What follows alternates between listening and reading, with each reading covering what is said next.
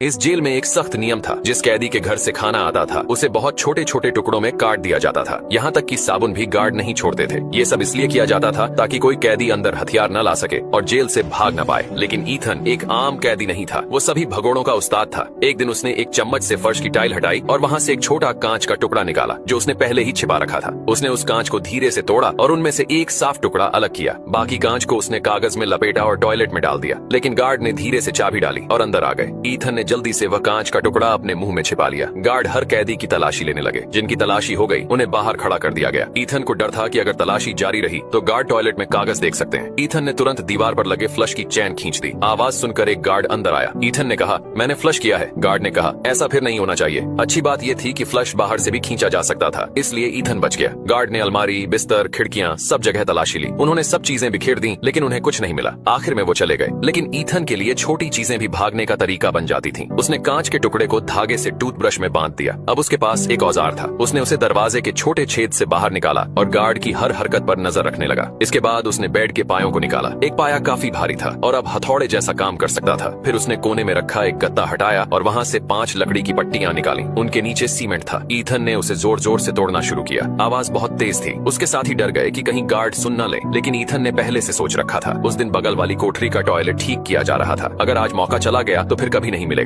जैसा ईथन ने सोचा था वैसा ही हुआ। मरम्मत की आवाज में खुदाई की आवाज छिप गई। थोड़ी देर में फर्श में दरारें आ गईं। अब बाकी कैदी भी खुश हो गए और उसकी मदद करने लगे। 5 कैदियों ने मिलकर गड्ढा बड़ा कर दिया। फिर ईथन ने एक कागज जलाया और उसे गड्ढे में डाला। आग की लौ हिलने लगी, मतलब वहाँ हवा चल रही थी। लेकिन ये रास्ता कहाँ जाता है किसी को नहीं पता था। उन्होंने मिट्टी और टूटे हुए सीमेंट को फिर से गड्ढे में भर दिया ताकि कोई देख न पाए। जब भी उन्हें मौका मिलता वे खुदाई करने लगते। रोज रोज मेहनत करते रहे और आखिर में कई दिनों की मेहनत के बाद उन्हें जेल से बाहर जाने का एक रास्ता मिल गया। ये रास्ता सीधा बाहर सड़क पर जाता था।